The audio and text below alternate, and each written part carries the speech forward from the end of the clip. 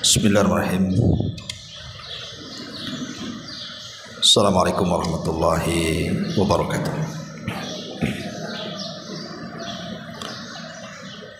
Alhamdulillah wassalatu wassalamu ala Rasulillah wa ala alihi wa sahbihi wa mawalah wa la hawla wa la quwata illa billahi wa ba'du. Alhamdulillah, di pagi hari ini kembali kita bisa duduk untuk berthalabul ilmi, dan pembahasan di pagi ini kita akan membahas tentang 10 perkara yang merupakan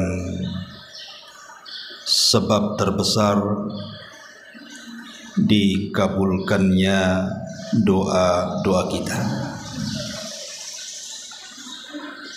Apa saja 10 perkara yang mempercepat pengkabulan doa kita kepada Allah Subhanahu wa ta'ala?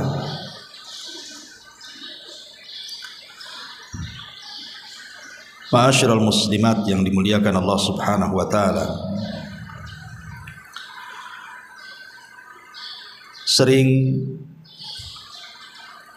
kita mendengar sebagian masyarakat awam, mereka sering mengatakan,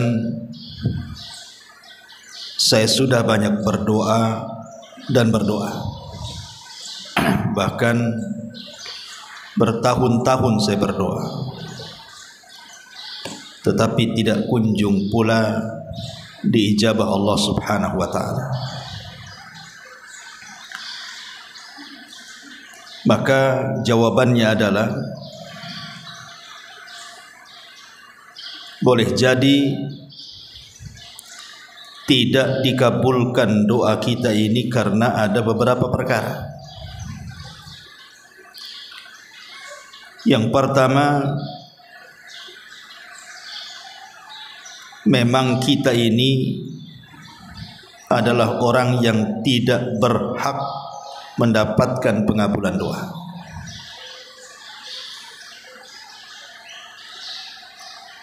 Sebabnya adalah karena tidak mengambil sebab. Jadi sebab tidak dikabulkan doa itu karena tidak mengambil sebab bagaimana doa itu supaya diterima. Makanya Allah tidak kabulkan. Atau boleh jadi pengabulan itu sebenarnya kebaikan. Jadi ketika Allah Subhanahu wa ta'ala tidak mengabulkan doa itu, boleh jadi Allah Subhanahu wa ta'ala hendak memberikan kebaikan kepada kita. Karena ada orang-orang yang berdoa kepada Allah Subhanahu wa ta'ala minta diberikan kekayaan, tapi Allah tidak kabulkan.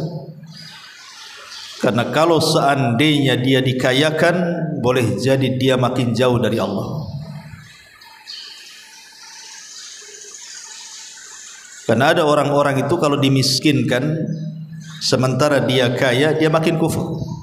Ataupun sebaliknya, terkadang dia miskin dekat dengan Allah, dan kalau Allah kayakan semakin kufur kondisinya.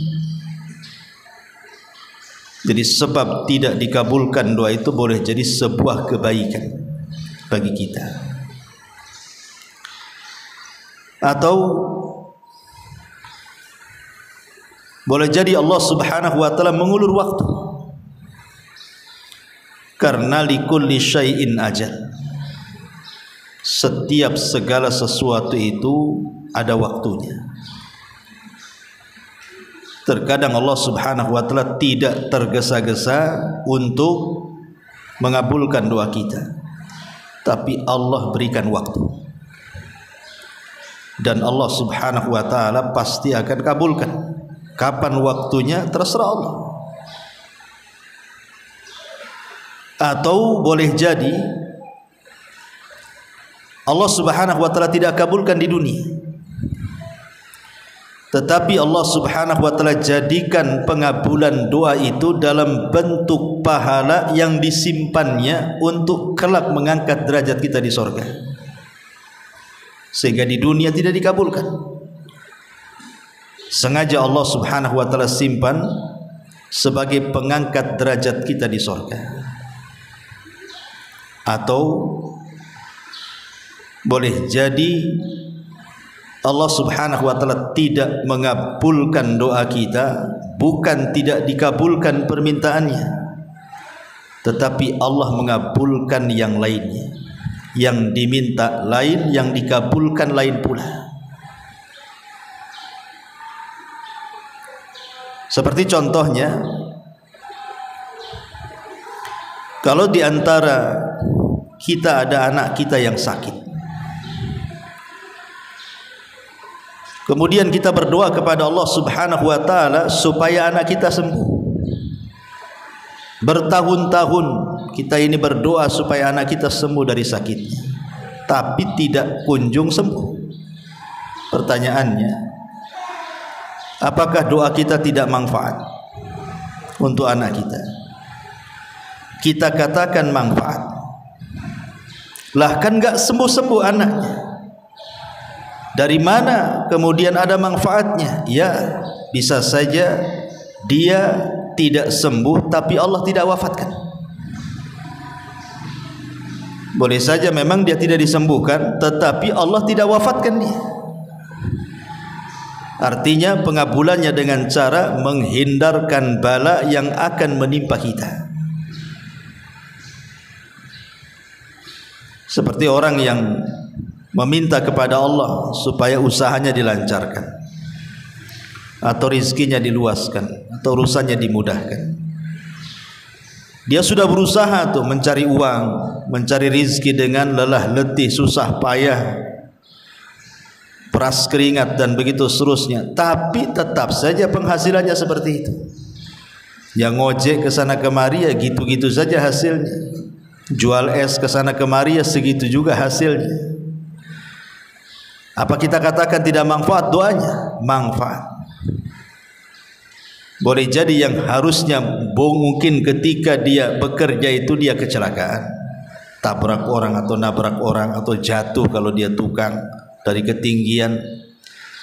Allah Subhanahu wa taala hindarkan bala-bala seperti itu. Jadi tidak ada doa yang tidak bermanfaat. Semua doa itu bermanfaat. Inilah jawaban kalau ada orang yang mengatakan, kenapa saya sudah berdoa terus-terusan tapi kok tidak kunjung ada jawaban. Inilah jawabannya. Di antara 5 perkara yang sudah saya sebutkan.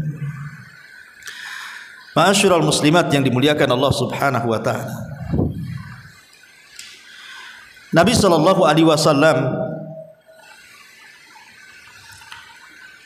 satu hari pernah berkhutbah, khutbah Jumat.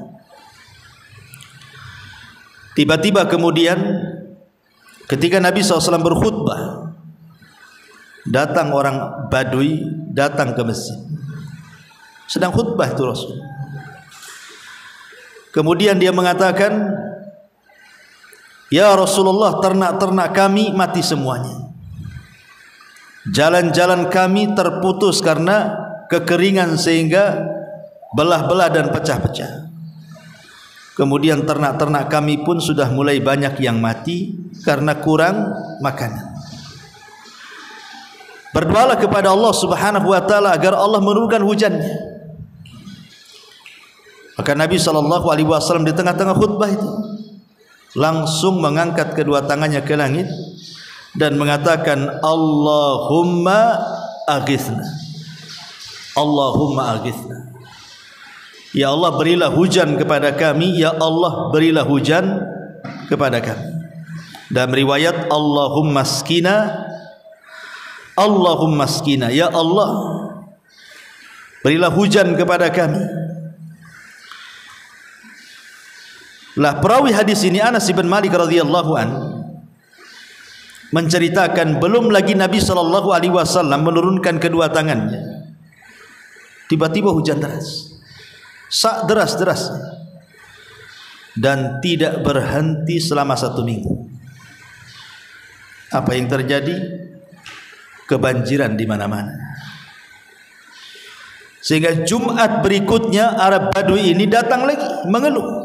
Yang tadinya mengeluh minta hujan, sekarang minta diberhentikan hujan. Karena 1 minggu berterusan itu masalahnya. Akhirnya banjir di mana-mana. Maka Nabi SAW kemudian mengangkat lagi pada Jumat keduanya dan mengatakan, Allahumma hawalaina wala alaina, Allahumma alal akam waddirab wa butunil audiyati wa manabitis syajar. Ya Allah, hujanilah di sekitar kami, jangan kepada kami. Artinya jadikan hujan itu tidak berbahaya untuk kami. Atau kalau memang berbahaya, ya Allah, pindahkan hujan itu ke daratan-daratan tinggi, beberapa anak bukit, dasar-dasar lembah, ataupun beberapa tanah yang menumbuhkan pepohonan di situ. Dari sini kita tahu bahwa Nabi SAW mencontohkan bahwa setiap doa itu pasti diijabah. Cuman cara pengijabahnya ada yang langsung cash seperti Nabi SAW. Ini kan cash ini. Dia berdoa minta hujan, turun pula hujan. Ketika hujannya seminggu tidak berhenti membahayakan, maka Rasulullah SAW meminta hujannya dipindah ke tempat lain dan Allah kabulkan. Apa maknanya? Tidak ada doa yang tidak bermanfaat, karena asal doa itu sendiri adalah ibadah. Bahkan seorang wanita di zaman Nabi Musa alaihi salatu wassalam, Asiyah bintu Muzahim, istri daripada orang nomor 1 Mesir, Fir'aun. Ketika Nabi Musa alaihi salatu wassalam sudah diangkat menjadi nabi dan rasul, kemudian mulai berdakwah ke lingkungan keluarga Fir'aun, maka yang pertama kali beriman kepada Nabi Musa adalah istrinya Fir'aun, Asiyah bintu Muzahim. Langsung beriman kepada syariatnya Musa, dan dia pun menyembunyikan keimanannya. Tetapi lambat laun Fir'aun tahu kalau Asiyah bintu Muzahim itu sudah tidak menuhankan dirinya dan beriman kepada Tuhannya Musa. Marah dia. Akhirnya kemudian Fir'aun pun mengazab Asiyah sejadi-jadinya. Mulai daripada diikat di batu, kemudian dikasih terik matahari, dicambuk, begitu seterusnya. Tetapi dia tidak bergeming dari keimanannya. Padahal orang nomor 1 Mesir, istri daripada orang nomor 1 Mesir, artinya dunia sudah di hadapannya. Dia tinggal di istana. Lah ketika kemudian satu hari Fir'aun itu sudah tidak sanggup lagi memurtadkan istrinya untuk menyembah dirinya, maka Fir'aun pun mengambil sikap untuk membunuhnya dengan cara melemparkan dari atas tebing. Lah saat dilempar itulah Asiyah bintu Muzahim tidak ada tempat mengadu kecuali kepada Allah. Pada siapa lagi? Yang dihadapi orang nomor 1 Mesir, tentaranya banyak. Kepada siapa dia bisa mengadu kecuali kepada Allah, kan begitu. Dia tahu bahwa hanya Allah yang bisa mengabulkan doanya. Makanya saat dilempar itulah, maka Asiyah bintu Muzahim berdoa dan doanya diabadikan dalam Al-Quran. Sampai Allah katakan dalam surah At-Tahrim ayat 11, wa dharaballahu mathala lilladzina amanu imra'ata fir'auna idh qalat rabbi ibnili indaka baitan fil jannah wa najjini min fir'auna wa amali wa najjini minal qaumidh dhalimin. Dan Allah telah membuat istri Fir'aun perumpamaan bagi orang-orang yang beriman. Di sini Allah Subhanahu wa taala jadikan contoh bagi wanita-wanita yang beriman, siapapun. Ibu-ibu yang di sini, ibu-ibu yang di sono. Sejak zaman itu sampai hari ini, bahkan sampai kiamat, Allah katakan, dan Allah membuat istri Fir'aun perumpamaan. Bagi siapa? Bagi orang-orang yang beriman, siapapun yang beriman. Karena istri Fir'aun ini tidak pernah berdoa dengan doa yang pernah diucap oleh orang sebelumnya. Apa doanya? Dia mengatakan, Rabbibni li'indaka baitan fil jannah. Ya Rabb. Lihat bagaimana istri Fir'aun. Dia mengadu kepada Allah Subhanahu wa ta'ala dan mengatakan, Ya Rabb. Ingat, siapapun yang mengucapkan Ya Rabb, maka Allah tidak mungkin menyia-nyiakan kita. Karena kita mengikrarkan kerububiahan Allah masalahnya. Ya Rabb, ibnili, bangunkan untukku, indaka, di sisimu, baitan fil jannah, sebuah istana di sorga. Doa ini belum pernah diucapkan orang sebelumnya. Di mana Asiyah bintu Muzahim berdoa kepada Allah, tidak apa-apa, nyawaku hilang, istanaku lenyap, kesenangan duniaku sudah tidak ada masalah. Tetapi ya Rabb, saya minta jadikan aku tetanggamu dan bangunkan untukku rumah di sorga. Istrinya Fir'aun mendahulukan tetangga sebelum rumah. Dan di sini kaidah juga sering saya ucapkan kan di sini. Ibu kalau cari rumah, jangan melihat rumahnya dulu, tapi lihat tetangganya.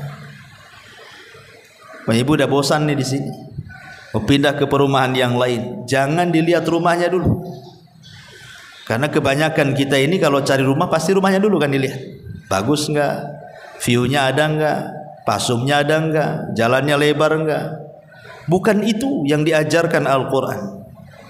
Sebelum melihat rumah itu, lihat tetangga di sekitarnya, muslim atau kafir, ada tempat ibadahnya atau tidak, lingkungannya Islami atau tidak, mayoritas orang di situ siapa, bisa istiqomah enggak kalau saya tinggal di sini, akidah saya bisa berubah atau tidak, makin semangat ibadah atau tidak. Itu yang harusnya dipikirkan.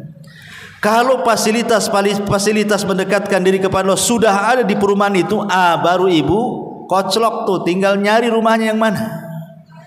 Mau dihuk, mau kopel, mau apa, terserah.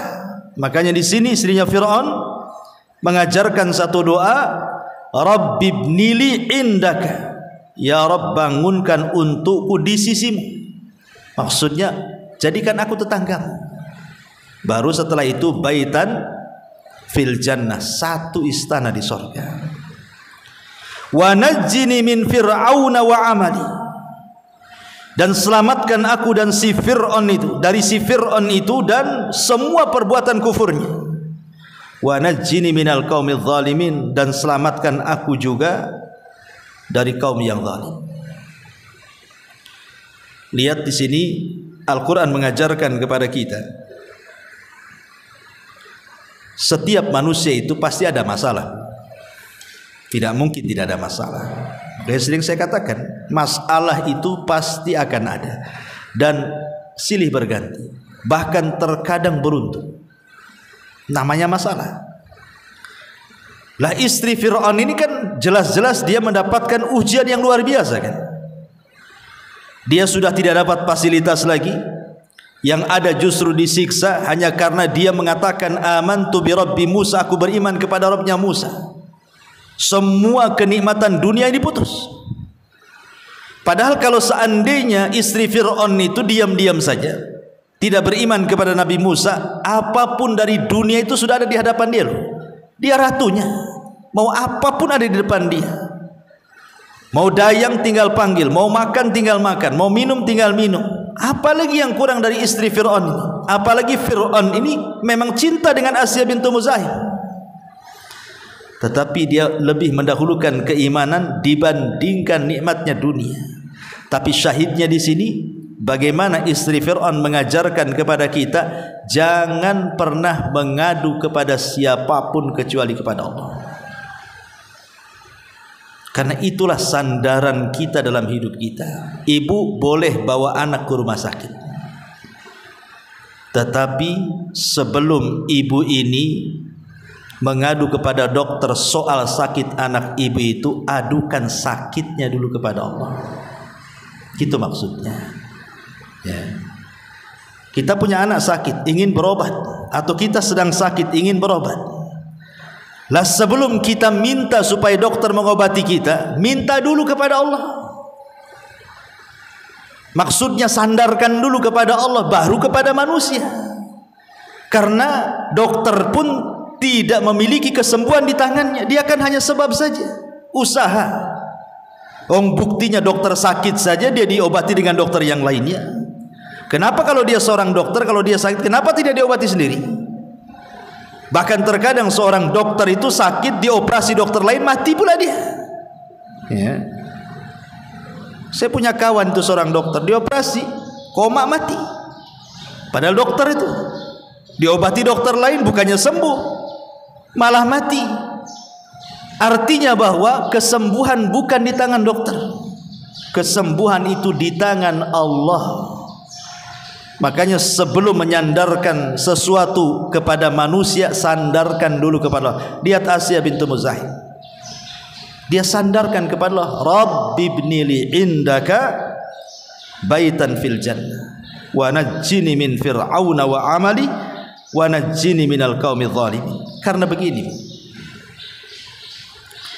Allah Subhanahu wa ta'ala itu lebih rahim kepada hambanya dibandingkan seorang ibu kepada anaknya. Contoh sejarah, ketika terjadi perang Hunain, maka Nabi SAW dimenangkan dalam peperangan itu bukan hanya mendapatkan harta ghanimah yang banyak, tapi juga mendapatkan tawanan-tawanan wanita-wanita musyrik, menjadi budak tawanan. Jadi dari sekian budak wanita yang ditawan itu, Nabi SAW memandang kepada seorang ibu. Ibu ini kayaknya lagi bingung, karena kan ramai, ya. Tetapi mata Nabi SAW terpusat kepada ibu itu. Kenapa? Ibu ini keliling-keliling. Setiap ada bayi, kemudian diambil, kemudian diangkat, dipandang wajahnya, kemudian dikasih lagi. Kemudian keliling lagi, nampak ada bayi, diangkat lagi, dilirik lagi, dikasihkan lagi sama ibunya. Rupanya Rasul baru tahu bahwa ibu ini kehilangan bayinya. Setiap ada bayi disangka anaknya, setiap ada bayi disangka anaknya. Ya. Sampai ketika ibu ini putus asa, karena semua bayi yang digendong di situ bukan anaknya. Ketika dia terduduk, itu udah pusing. Ya, udah sedih, udah kalut. Tiba-tiba adalah seseorang itu membawa bayi, rupanya itu anaknya. Saking senangnya, kemudian dia ambil bayinya, kemudian dia susui sampai air susunya muncrat kemana-mana karena saking senangnya, dia nggak peduli. Ya. Dan dia tidak mau melepaskan anaknya itu. Kemudian Nabi SAW memanggil para sahabat dan mengatakan, kalau seandainya kalian gari parit, kemudian kalian letakkan kayu bakar, kemudian kalian nyalakan api, kemudian kalian suruh wanita itu yang sudah menemukan anaknya, disuruh melempar bayinya ke api, kira-kira mau tidak? Sahabatnya nggak mungkin lah. Ibu itu udah sayang betul sama anaknya. Anak itu sudah hilang, sekarang sudah dapat, kemudian kita suruh melemparkan bayi itu ke api. Mana mungkin, mustahil ibu itu mau melemparkan anaknya ke dalam api. Karena ibu itu sayang. Maka Nabi SAW mengatakan, Allahu arham bi ibadihi. Allah lebih sayang dengan hamba-hambanya dibandingkan ibu itu dengan anaknya. Apa kata Rasul? Allah jauh lebih sayang kepada hamba-hambanya dibandingkan ibu itu dengan bayinya. Kalau saya buat analogi begini, Ibu punya anak, nakal sanakal-nakal, durhaka sadurhaka-durhakanya, kurang ajar dengan kita. Tapi satu hari anak ini diberikan hidayah, akhirnya minta maaf kepada kita. Satu hari minta maaf, tentu kita masih dongkol karena masih kurang ajar. Tapi anak itu terus setiap hari merengek-rengek supaya ibunya itu memaafkan dia. Terus setiap hari seperti itu. Memang dia menyesal, dia tidak akan berbuat lagi, dia sudah minta maaf. Pokoknya dia terus memelas kepada ibunya. Kira-kira Bu, memaafkan gak ibu? Pasti akan dimaafkan.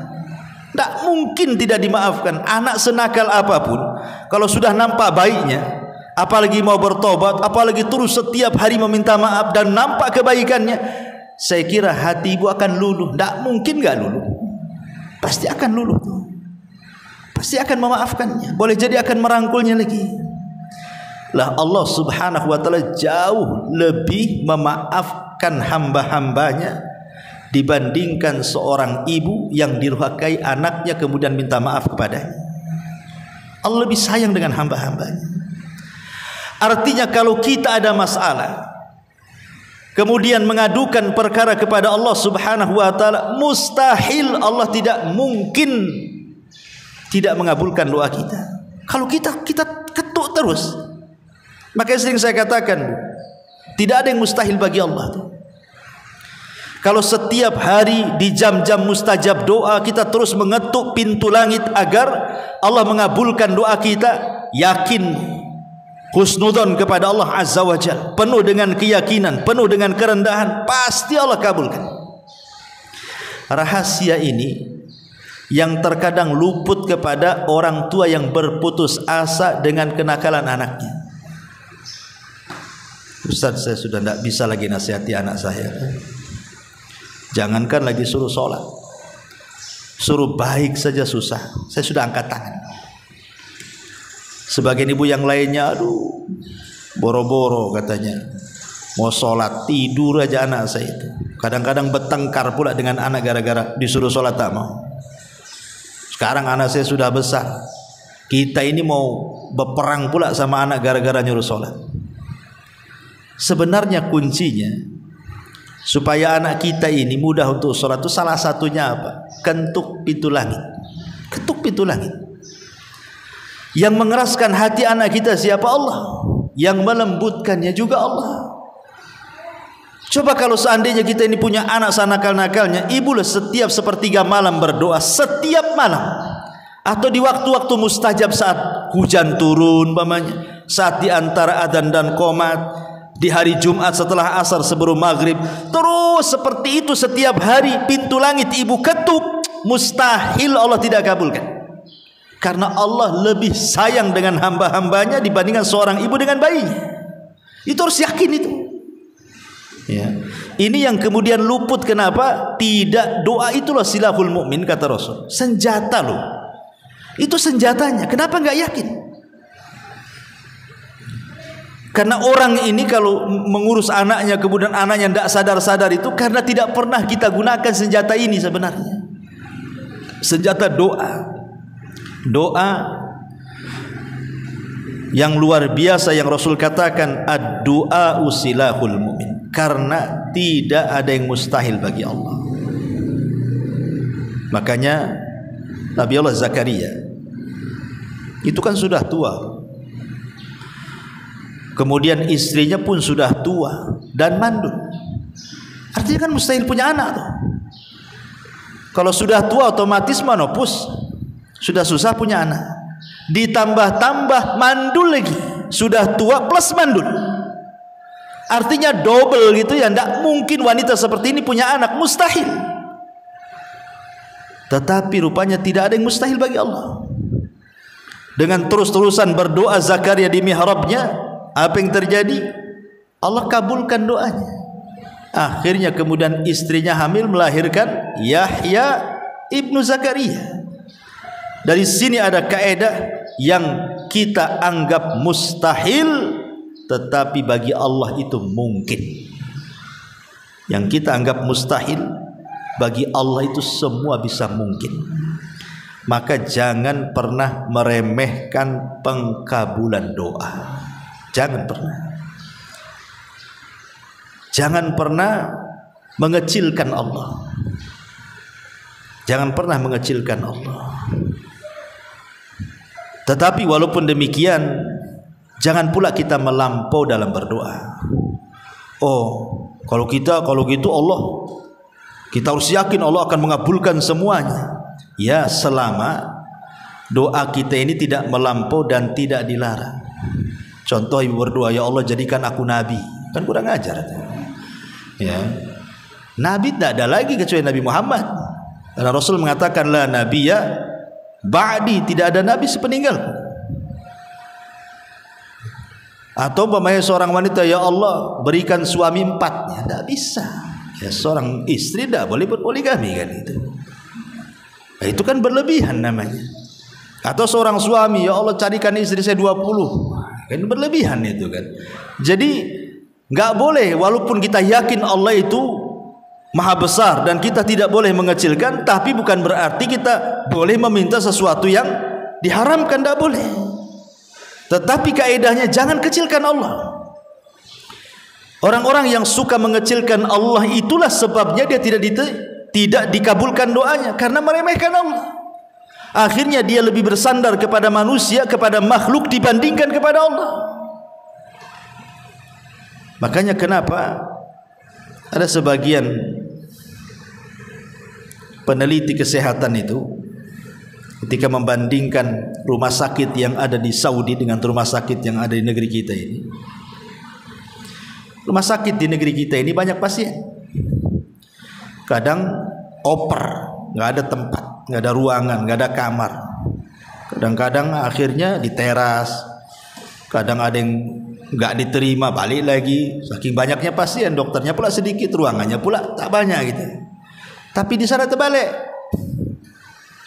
rumah sakitnya lenglang, ya, tidak berdesak-desakan seperti di negeri kita ini. Jadi adalah yang meneliti apa rahasianya. Ke orang Saudi itu kan kayak nggak pernah sakit saja. Rupanya orang sana itu sudah ditanamkan tauhid oleh para ulama sana, bahwa setiap mereka sakit, maka pengobatan pertama mereka adukan sakitnya kepada Allah. Mereka ruqyah. Mereka meruqyah diri sendiri. Mereka sangat yakin bahwa penyakit datang dari Allah. Allah pula yang akan menyembuhkannya, seperti perkataan Ibrahim, wa idza maridtu fahuwa yashfin, apabila aku sakit aku yakin Allah yang akan menyembuhkanku. Baru setelah kemudian mereka berusaha untuk mengobati dirinya dengan cara meruqyah dirinya, berdoa kepada Allah minta kesembuhan dengan sebab-sebab syar'i, dengan sedekah, dengan macam-macam lah. Kalau memang sudah mentok, barulah mereka mencari sebab, datanglah mereka ke dokter. Kalau kita kan terbalik, Bu. Kalau sakit pertama kali datang ke dokter dulu. Tolong dok, sembuhkan saya, sembuhkan anak saya. Dokter loh, bukan Tuhan. Ya. Dokternya pula orang awam, tidak pernah ngaji. Ya, saya berusaha, sisanya kepada Allah katanya. Allah pula dikasih sisa tuh, dokternya ini. Jadi ada orang-orang yang kemudian tidak yakin dengan Allah, dia lebih yakin dengan manusia. Baru kalau sudah mentok, rumah sakit angkat tangan, dokter angkat tangan, baru dia tawakal kepada Allah. Ya sudah, kalau mau sembuhkan ya sudah, sabar. Enggak begitu harusnya. Dia enggak yakin dengan Tuhan kalau yang seperti ini. Harusnya kan minta dulu kepada Allah, baru kepada makhluk. Kepada makhluk itu hanya sebab saja, karena makhluk sendiri tidak punya kesembuhan menyembuhkan orang. Lah di sini pembahasan kita di pagi hari ini, kita akan mencoba mengupas 10 perkara yang disebutkan oleh para ulama tentang 10 yang sangat besar perannya di dalam pengabulan doa. Yang pertama, ulama mengatakan al-ilha'u was-sabru wa adamul isti'jali. Al-ilha, ilha itu merengek, Seperti anak kecil meminta kepada kita, merengek, guling-guling, nangis-nangis, kan kasihan juga, lama-lama dikasih juga kan itu. Itu kepada makhluk tuh. Ya. Dan juga sabar dan tidak tergesa-gesa. Karena salah satu doa ditolak itu ketika kita tergesa-gesa. Apa makna tergesa-gesa? Dia mengatakan, kata Nabi SAW, da'autu wa da'autu falam ara yastajibli. Aku sudah berdoa dan berdoa dan berdoa dan berdoa, tapi tidak ada tanda-tanda dan kunjung dikabulkan Allah. Justru kata-kata ini yang menjadikan doa tidak akan diterima. Kalau kita sampai ngomong, saya ini sudah banyak kali berdoa tapi kok nggak dikabul-kabulkan, justru tidak akan dikabulkan kalau dia ngomong gitu. Jangan pernah ngomong seperti itu. Jangan pernah kita ngomong, aku sudah banyak berdoa, sudah berbulan-bulan, bertahun-tahun kok nggak dikabul-kabulkan ya. Jangan bicara seperti itu. Karena tadi di awal muqaddimah ada 5 sebab kenapa doa tidak dikabulkan. Mudah-mudahan nyatat ya. Ini yang pertama. Karena begini Bu ya, Allah Subhanahu wa ta'ala tidak akan bosan, tidak akan bosan memberi pahala, memberi pemberian yang kita minta tanpa terputus. Allah tidak akan bosan. Justru yang bosan itu kita meminta kepada Allah. Karena lama meminta kok nggak dikabul-kabulkan, akhirnya bosan. Padahal Allah itu tidak bosan memberikan pahala, karena asal doa itu sendiri ibadah. Artinya kalaupun tidak kunjung, tidak nampak, tidak ada tanda-tanda dikabulkan doa, sebenarnya ibu dengan doa itu sudah dapat pahala. Sudah dapat pahala gitu ya. Pahalanya itu kalau ibu sekali doa dapat pahala. Terus hakikatnya sedang mengumpulkan pahala. Karena orang yang tidak pernah berdoa kepada Allah dinyatakan sombong. Sombong dia, orang yang tidak meminta kepada Allah Azza wa Jalla. Karena mustahil bagi Allah Subhanahu wa ta'ala tidak akan mengabulkan doa kalau dia benar-benar berdoa kepadanya. Makanya Rasul mengatakan, wallahi la yamallullahu hatta tamallu. Demi Allah, Allah tidak akan pernah bosan sampai kalian yang bosan. Kemudian yang kedua, at-tadarru wal inkisar. At-tadarru wal inkisar. Tadarru dan inkisar itu artinya kita merasa hina, merasa rendah di hadapan Allah. Kita ini betul-betul seorang hamba di hadapan Tuhan. Kalau dalam kehidupan di masyarakat saja, terkadang seorang pembantu ya, takut dengan majikannya, merasa terhina. Kenapa kemudian kita lebih terhina lagi di hadapan Allah? Harusnya kan seperti itu. Lah karena syarat diterima doa itu ketika kita berdoa kepada Allah, kemudian kita betul-betul merasa kita ini seorang hamba, budaknya Allah. Dari sini diajarkan supaya tidak sombong. Jangan pernah sombong bahwa Allah itu zat yang maha kuasa, Al-Aziz yang maha mampu untuk menyakiti siapapun, dan tidak ada siapapun yang mampu menyakiti Allah Azza wa Jalla. Ini yang kedua. Yang ketiga, as-sidq wal ikhlas. Jujur dan penuh dengan keikhlasan saat berdoa. Harus jujur dalam berdoa.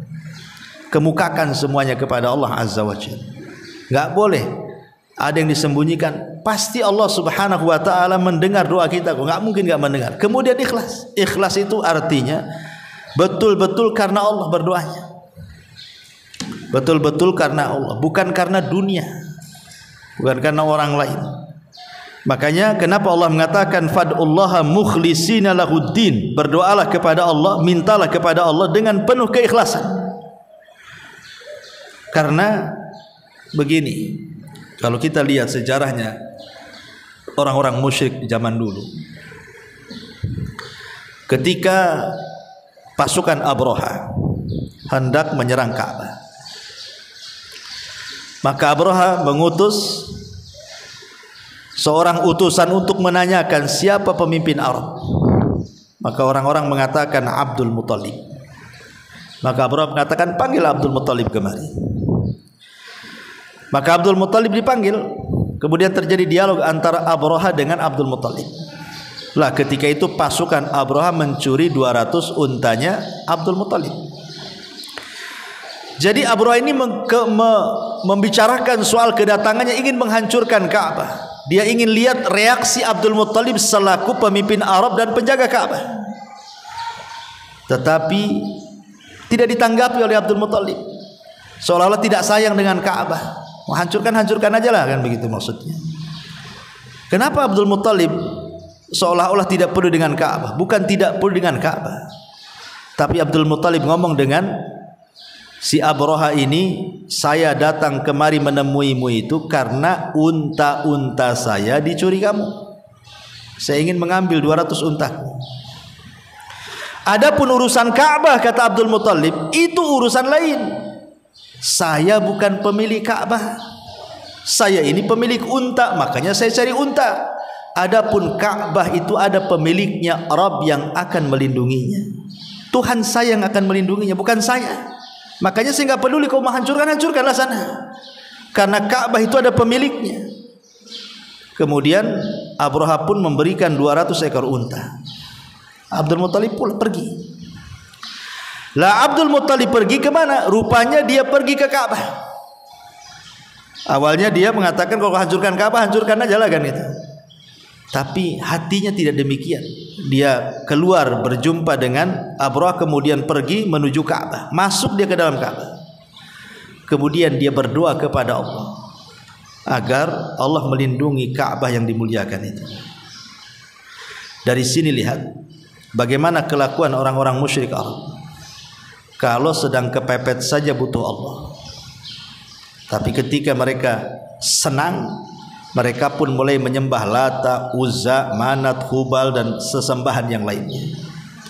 Makanya Allah Subhanahu wa taala gambarkan dalam Al-Qur'an, fa idza raqibu fil fulki da'awullaha mukhlishina lahuddin falamma najjahum ilal barri idza hum yusyrikun. Orang-orang musyrik di zaman jahiliyah, apabila mereka berada di tengah lautan, di atas bahtera, diombang-ambing ombak dan akan karam kapalnya, mereka pun berdoa kepada Allah dengan ikhlas supaya mereka diselamatkan. Tapi ketika kapalnya sudah diselamatkan, disandarkan ke daratan, mulai lagi mereka melakukan kesyirikan. Lah doa yang seperti ini enggak ikhlas namanya. Di waktu susah saja, oh datang kepada Allah. Ya Allah saya susah, ya Allah saya sakit, sembuhkan saya. Ya Allah saya miskin, kayakan saya. Ya Allah saya susah, senangkan saya. Ketika sudah sembuh, ketika sudah senang, ketika sudah kaya, lupa pula Allah. Itu tidak ikhlas namanya. Ya, itu maksud ikhlas di sini. Jangan seperti orang-orang jahiliyah dekat dengan Allah di waktu susah, ketika senang pula jauh dari Allah. Makanya hadisnya gimana? Harusnya dibalik, Bu.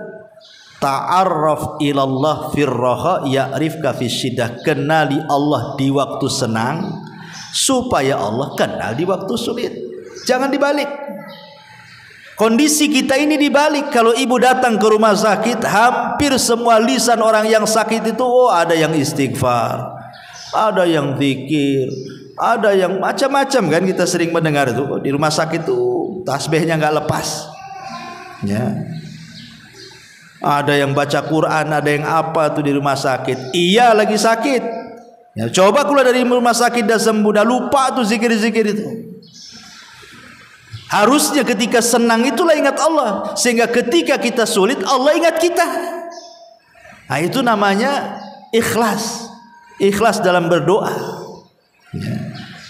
Makanya ini penting juga. As-sidqu wal ikhlas adalah kejujuran dan keikhlasan saat berdoa. Ini yang ketiga. Yang keempat, al-khusyu'u wa hudurul qalbi. Al-khusyu' wa hudurul qalbi. Khusyuk dan hadirkan hati. Maksudnya khusyuk dan hadirkan hati itu apa? Maksudnya ibu harus yakin, husnudzon. berbaik sangka kepada Allah, yakin Allah itu pasti akan mengabulkan. Makanya orang tidak boleh berdoa itu, ya Allah ighfirli in syi'tah, ampuni aku jika kau mau. Kok gitu doanya? Jika kau mau ya kayakan aku, jika kau mau sembuhkan aku. Itu tidak yakin. Doa itu harus keyakinan, Bu. Allah itu zat yang maha yakin keberadaannya, maka jangan berdoa kecuali dengan keyakinan. Zat yang maha yakin harus berdoa dengan penuh keyakinan. Jangan kita yakini Allah itu ada, ragu-ragu pula saat berdoa. Nggak boleh ragu-ragu. Ya Allah sembuhkan saya, tapi nggak yakin saya sembuh katanya. Lah kok bisa gitu? Ya, karena dokter sudah vonis saya 3 hari lagi mati nih. Kita siapa? Yang ngasih umur itu Allah Azza wa Jalla. Maka Nabi SAW sampai mengatakan, Ud'ullaha wa antum muqinuna bil ijabah wa'lamu annallaha la yastajibu du'a min qalbin ghafilin lahin, kata Rasul. Berdoalah kepada Allah sementara engkau yakin bahwa Allah mengabulkan kita.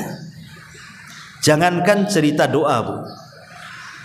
Dalam dunia perobatan ada yang namanya istilah sugesti. Sugesti, tahu kan Ibu istilah sugesti itu? Ada orang yang cocok dengan bodrek saja, kena paramek nggak cocok tuh. Ada orang cocoknya dengan puyer, ya, kena panadol nggak hilang tuh kepalanya. Kenapa kok begitu? Kan sama-sama isinya juga ada paracetamolnya, ada macam-macamnya kan begitu ya. Itu sugesti yang berlebihan kan. Seolah-olah yakin nih kalau bodrek ini pasti saya sembuh. Paramek 3 butir pun tetap aja sakit kepala. Ada orang itu hanya 1 itu sebenarnya sama aja isinya. Boleh jadi racikannya sama, mungkin dosisnya sama, tapi keyakinan yang berbeda kan. Itu soal kesehatan loh. Makanya zaman dulu kalau ada orang datang ke kiai, kemudian dikasih air gitu kan, bacakan Fatihah, dikasih ludahnya kiai, bah, minum, sembuh dia. Karena yakin dengan Pak Kiainya kan, yakin tuh dengan air ini pasti berkah ini, udah didoakan sama Pak Kiai itu. Ya, padahal dia hanya baca Fatihah saja, tapi dia yakin tuh. Lah artinya sugesti itu juga dalam dunia nyata pun memang bisa tuh. Apalagi kalau berdoa kepada Allah, harus yakin harusnya bahwa Allah itu pasti mengabulkan doa kita. Yakin seyakin-yakinnya, khusyuk sekhusyuk-khusyuknya, tampakkan hati. Makanya Rasul mengatakan, ketahuilah bahwa Allah tidak akan mengabulkan doa dari hati yang lalai dan hati yang tidak yakin. Maka khusyuk, hadirkan hati penuh dengan keyakinan, itu diantara penyebab mustajab doa. Nah, ini yang nomor 4. Yang nomor 5, amalus salihat. Iringi doa dengan amal saleh. Doa saja tidak cukup, harus diiringi dengan amal yang baik. Allah Subhanahu wa taala ketika menceritakan soal Zakaria, Allah katakan, wa Zakaria idza nada rabbahu rabbi la tadharni fardan wa anta khairul warithin fastajabna lahu wa wahabna lahu Yahya wa aslahna lahu zawjahu innahum kanu yusari'una fil khairat wa yad'unana raghaban wa rahaban wa kanu lana khashiin. Dan Zakaria ketika menyeru Rabbnya, ya Rabb, jangan kau tinggalkan aku sendiri, dan engkau sebaik-baik pemberi waris, maksudnya pemberi keturunan. Maka Allah kabulkan tuh Zakaria, dan Allah berikan kepada Zakaria Yahya, dan kami perbaiki dia dan juga istrinya. Kenapa? Karena mereka keluarga Zakaria itu kanu yusari'una fil khairat. Mereka adalah orang-orang yang bersegera melakukan kebaikan. Dan mereka berdoa kepada kami dengan penuh harap dan takut, dan mereka orang-orang yang khusus saat beribadah kepada kami. Artinya sebab pengkabulan Zakaria dan keluarganya itu sehingga minta anak Allah kabulkan, karena memang kehidupan Zakaria dan istrinya adalah orang-orang yang bersegera melakukan kebaikan. Jadi salah satu penyebab besar doa itu diterima Karena ada amal-amal soleh yang lainnya yang menopang doanya tuh. Contoh umpamanya ibu ingin sembuh, sakit, ya Allah sembuhkan saya. Ditopang dengan cara apa? Selain juga minta kepada Allah, datang ke dokter minta obat, juga sedekah. Karena sedekah juga salah satu penyembuh. Ya. Iringi dengan amalan yang lainnya. Minta doa orang-orang yang soleh, kan itu bentuk tawasul juga. Ya, jadi iringi dengan amal soleh yang lainnya, jangan terpatok dengan doanya saja. Ini juga yang nomor 5. Yang nomor 6, thayyibul mat'ami wal malbas. Ini juga pengaruh besar. Usahakan yang dipakai dan yang dimakan itu atau yang diminum sesuatu yang baik, sesuatu yang halal. Abi Hurairah radhiyallahu anhu, dia berkata, Rasulullah SAW bersabda, Innallaha thayyibun la yaqbalu illa thayyiban. Allah itu zat yang maha baik, tidak menerima kecuali yang baik-baik. Wa innallaha amaral mu'minina bima amara bihil mursalin. Dan Allah telah memerintahkan orang-orang yang beriman sebagaimana Allah perintahkan para rasul. Ya ayyuhar rusul, kulu min thayyibati wa'malu salihan inni bima ta'maluna alim. Wa qala ya ayyuhalladzina amanu kulu min thayyibati ma razaqnakum. Wahai para rasul, makanlah dari yang baik-baik dan beramal saleh. Wahai orang-orang yang beriman, makanlah dari yang baik-baik yang kami rizkikan. Kemudian Rasul menyebutkan seorang laki-laki, dzakara rajula yutilu safar. Laki-laki ini sudah lelah lama, entah berbulan-bulan menjadi musafir. Asy'atha aghbah. Saking lamanya di jalan, karena orang safar dulu kan di padang pasir, Bu ya. Lama jalannya, nggak ada pesawat, nggak ada kereta, nggak ada bus, ya pakai unta, kadang jalan kaki berbulan-bulan. Ya namanya kena debu, kena apa ya, kotor semua lah bajunya, pakaiannya, badannya, rambutnya. Asy'atha aghbar. Yamuddu yadai yunadi rabbah. Dia pun mulai berdoa kepada Rabbnya dengan mengangkat kedua tangannya. Kemudian mengatakan, Ya Rabb, Ya Rabb, wahai Rabb kabulkan doaku, wahai Rabb kabulkan doaku. Maka Allah subhanahu wa ta'ala tidak kunjung mengabulkan doanya, padahal dia punya 4 syarat diterima doa. Orang ini kan punya 4 syarat diterima doa. Salah satunya adalah seorang musafir. Dia kan musafir. Musafir itu mustajab doanya. Yang kedua, dia orang susah. Orang susah itu paling cepat dikabulkan doanya, karena doa orang susah itu ikhlas. Yang ketiga, mengangkat kedua tangannya, karena Rasul yang mengatakan innallaha hayyun karim. Allah itu zat yang maha pemalu tetapi maha pemurah. Yastahi min abdihi idza rafa'a yadayhi an yaruddahuma sifra. Allah malu kalau ada hamba mengangkat kedua tangannya meminta kepada Allah. Allah malu kalau membiarkan kedua tangannya kosong. Artinya mengangkat kedua tangan salah satu penyebab dikabulkan doa. Kemudian yang keempat, ya Rabb, ya Rabb, dia pun memelas, merengek kepada Allah. Artinya 4 sebab sudah ada. Pertanyaannya, kenapa nggak dikabulkan? Rupanya ini masalahnya. Wa mat'amuhu haram, wa mashrabuhu haram, wa malbasuhu haram, wa ghudiya bil haram. Makanannya haram, minumannya haram, pakaiannya dibeli dari yang haram. Dia pun badannya dibesarkan dari daging yang haram. Fa anna yustajabulah. Bagaimana akan dikabulkan doanya tuh? Bayangkan, 4 penyebab doa terkalahkan dengan 1 penghalang doa. Dia kan sudah punya 4 tuh, harusnya doanya dikabulkan, tapi 1 penghalang doanya, karena makanan yang dimakan haram. Maka yang 4 gak ada gunanya.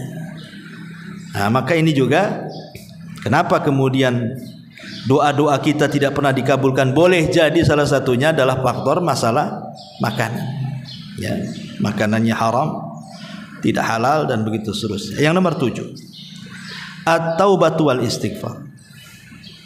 Bertobat dan istighfar. Tobat dengan istighfar itu beda. Kalau tobat itu perbuatan, kalau istighfar itu ucapan.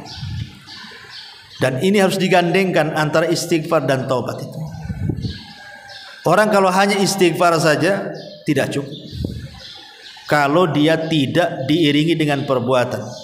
Saya megang botol minuman sambil dengar astagfirullahaladzim, minum lagi astagfirullahaladzim, diterima? Mana bisa, karena baru istighfar kan. Kalau astagfirullahaladzim buang homernya, itu baru benar tuh ya. Astagfirullahaladzim minum lagi, habis minum astagfirullahaladzim lah, ngapain itu? Ibu habis kumpul-kumpul lagi gibah, tersadar astagfirullahaladzim kita lagi gibahin orang, nyambung lagi ya, astagfirullahaladzim, jadi main-main jadinya kan. Kalau astagfirullahaladzim langsung pergi dari situ, astagfirullahaladzim kita gibahin orang, anak pulang dulu, gitu harusnya. Astagfirullahaladzim tapi masih dengerin ya, handsetnya dibuka pula, ngomong apa orang tuh. Ini kan nggak bisa kayak gini, itu belum tobat namanya. Makanya tobat dan istighfar itu dua kata harus bersambung, lisan dan perbuatan. Nah, salah satu mustajab doa itu ketika seseorang itu berdoa didahului dengan tobat dan istighfar, kemudian berdoa setelahnya, maka doanya manjur. Makanya kenapa kalau kita lihat dalam surah Al-Qasas ayat 16 Allah mengatakan Rabbi inni zalamtu nafsi faghfirli faghfaralah. Ya Rabb, aku sudah mendolimi diriku, ampuni aku. Maka setelah dia istighfar meminta ampun, apa kata Allah? Faghfaralah, maka Allah pun ampuni dia. Allah ijabah, Allah ampuni dia. Setelah dia meminta ampun dan bertobat, baru datang ampunannya kepada Allah Subhanahu wa ta'ala. Sama dengan Nabi Adam. Nabi Adam ketika diturunkan di dunia di mana? Ada yang mengatakan di Sri Lanka, di India sana. Kemudian Hawa diturunkan di mana? Di Jeddah. Kemudian keduanya saling mencari, sampailah di satu tempat dan saling mengenali, disebut dengan Arafah. Disitulah Allah Subhanahu wa ta'ala turunkan kalimat pertama yang dibaca Adam dan juga Hawa. Apa kalimat pertama yang diucapkan Adam dan Hawa saat berjumpa di Arafah? Rabbana, gimana? Rabbana zalamna anfusana wa illam taghfir lana wa tarhamna lanakunanna minal khasirin. Inilah ucapan pertama yang diucapkan Nabi Adam di bumi. Rabbana zalamna anfusana, ya Rabb, kami sudah mendolimi diri kami. Fa illam taghfir lana, kalau engkau tidak mengampuni dosa kami dan engkau tidak merahmati kami, tentu kami termasuk orang yang rugi. Setelah Adam dan Hawa betul-betul bertobat, apa kata Allah? Fataba alaihi, baru turunlah ampunan tobat dari Allah Azza wa Jalla, kabulkan permintaannya. Dari sini menunjukkan bahwa doa itu kalau ingin dikabulkan, dahului dengan istighfar dan juga tobat. Kemudian yang nomor 8, adamud du'a bismin aw qati'ati rahim. Jangan berdoa dalam rangka perbuatan dosa atau memutus silaturahim. Ya Allah, hancurkan saja orang sebelah itu, dia saingan dengan saya. Nah, itu kan menghancurkan bisnis orang, tidak boleh lah kan itu. Ya Allah, ini saudara saya ini jahat sama saya, kirim penyakit biar dia mati ya Allah. Nah, ini tidak bisa lah kan itu. Doa untuk sebuah keburukan atau perbuatan dosa nggak akan dikabulkan ya. Kemudian yang nomor 9, hamdulillah wassana alaihi baina yadayi doa. Sebelum berdoa puji dulu Allah. Sama lah dengan makhluk kan. Ibu kalau mau merayu orang karena ingin meminjam sesuatu atau meminta sesuatu, kan salah satu jurusnya supaya dia ngasih permintaan kita atau kita hendak meminjamkan sesuatu, pasti ibu rayu dulu tuh. Entah dengan perbuatan ibu dekat-dekat dengan dia, entah dengan cara muji-muji dia, entah dengan cara akrab-akrab dulu dengan dia, kan begitu. Baru setelah itu pinjam uang. Tidak mungkin lah ibu baru kenal tiba-tiba pinjam uangnya. Dikasih nggak dikasih, baru kenal kok. Ya pasti kenalan dulu, diakrabi dulu. Oh, nampak ini tasnya kalau datang ke pengajian besar tasnya, jangan-jangan isinya uang semua. Ya, mulai didekati, dirayu, Rupanya buku catatan, ya kan? Intinya bahwa seseorang itu mendekati manusia saja pasti dipuji dulu, didekati dulu. Maka Allah itu mimbabil aula. Nama ini mafhum aulawi. Sama manusia saja terjadi, apalagi sama Allah gitu maksudnya. Ya. Kemudian yang nomor 10, at-tawassul lillahi inda doa. Berdoalah dengan cara tawassul. Tawassul itu mencari perantara. Dengan cara apa? Pertama, menyebut Asmaul Husna. Asmaul Husna itu yang kita kenal 99 nama. Dari 99 nama itu pasti ada satu yang disebut dengan Ismul A'zam. Dan Rasulullah SAW mengatakan siapapun yang berdoa bertepatan dengan Ismul A'zam mustajab doanya. Tapi kan Ismul A'zam, nama yang agung dalam Asmaul Husna, kan menjadi khilaf para ulama. Yang mana satu? Ada yang mengatakan Al-Hayyu Al-Qayyum, ada yang mengatakan Allah, ada yang mengatakan yang lainnya. Maka Aisyah radhiyallahu anha mengatakan Ismul A'zam, nama yang agung di dalam Asmaul Husna itu sama dengan malam Lailatul Qadar di 10 akhir Ramadan. Tidak tahu letaknya di mana. Sehingga harus mencari kan. Lah begitu juga kalau ibu berdoa membaca 99 nama, pasti kalau dibaca semua pasti bertepatan dengan Ismul A'zam. Nggak mungkin tidak, bukan? Kan yang dari 99 nama Ismul A'zam kita kan nggak tahu yang mana satu. Tapi kalau kita baca semua ya pasti kenal lah. Ya. Makanya Rasul mengatakan siapa yang berdoa bertepatan dengan Ismul A'zam nggak mungkin ditolak doanya, pasti mustajab. Makanya bertawasulah dengan nama-nama Allah, sebutkan 99 nama itu. Ya. Baru kita berdoa. Ustaz nggak hafal, tengok buku lah. Kemudian yang kedua, tawasul dengan amal soleh. Dengan amal soleh, ibu lagi sulit, teringat dulu pernah sedekah. Ya Allah, kalau sedekah dulu saya ikhlas, tolonglah diterima. Dan kalau itu berpahala, sekarang saya lagi susah, tolong doa, kabulkan doa saya. Itu namanya tawasul dengan amal soleh. Sehingga para ulama mengatakan jangan meremehkan amal sekecil apapun. Boleh jadi amalan yang kecil itu ikhlas, dan boleh jadi yang ikhlas itulah bisa kita gunakan tawasul saat kesulitan kita. Ataupun tawasul dengan orang soleh yang masih hidup, datang ke ustadz, ke kiai atau kawan yang nampaknya rajin ibadah, nampaknya soleh soleha, minta doa mereka. Ya, karena itu tawasul dengan amal soleh.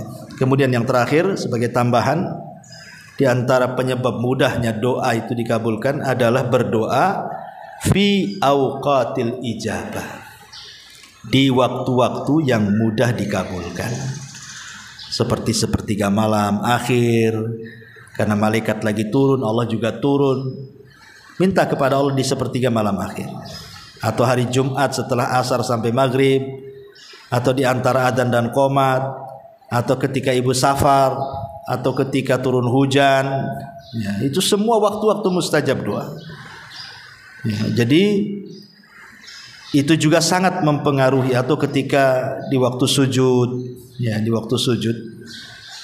Ya, makanya ada seorang syekh itu ditanya soal doa setelah sholat. Maksudnya doa masalah. Habis sholat langsung angkat tangan, habis sholat wajib maksudnya langsung angkat tangan meminta sesuatu. Apa kata syekh ini? Aneh, waktu sholat kau tak minta, setelah sholat kau minta katanya. Waktu sholat itulah minta. Dekat-dekatnya kita dengan Allah itu ketika sujud, itulah minta. Sudah sholat sibuk minta. Sudah sholat itu zikir, bukan minta. Waktu sholat itulah minta. Itu karena dekat-dekatnya hamba dengan Allah itu waktu sujud itulah. Itulah minta di situ. Ya, kalau ingin diperpanjang, setelah sholat sunnah. Kalau setelah sholat wajib, yang ada zikir, berzikir kepada Allah Subhanahu wa taala dengan zikir yang diajarkan. Jadi doa setelah sholat, ya, ataupun doa di tadi sepertiga malam akhir, doa ketika ibu sedang puasa, ibu puasa Senin Kamis gitu kan. Itu kan waktu iftar, itu kan waktu mustajab doa. Waktu mustajab doa itu ketika ibu iftar, itu mendekati maghrib, ya 5 menit sebelum iftar, itu juga sangat mustajab. Wallahu alam, ini diantara perkara-perkara mudah dikabulkan doa. Ibu, nggak ada soal jawab ya, karena saya jam 10 ini ada kajian di SSS Warung Sunda Sawargi, Saung Sunda Sawargi, SSS S3. Hah? Nggak ada, nggak cukup waktunya. Dari sini ke Batam Center ini seperempat jam, bisa 20 menit juga kan. Soalnya lain kesempatan lah kita berkata jauh. Allah